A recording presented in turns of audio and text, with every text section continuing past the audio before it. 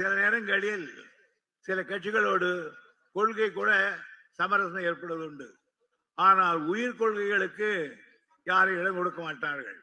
திராவிட முன்னேற்ற கழகத்தை பொறுத்தவரையில் அண்ணா அவர்கள் காலத்திலிருந்து அரசியல் சில சமரசங்கள் ஏற்பட்டாலும் உயிர் கொள்கையான இந்திய எதிர்ப்பு, சுயமரியாதை, இவைகளெல்லாம் நாம் என்றைக்கு விட்டுக் கொடுத்ததல்ல.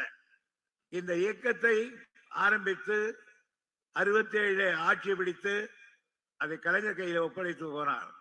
கலைஞர் மிக வேகமாக அற்புதமாக இந்த நாட்டை ஆண்டார், இயக்கத்தை கட்டி காத்தார்.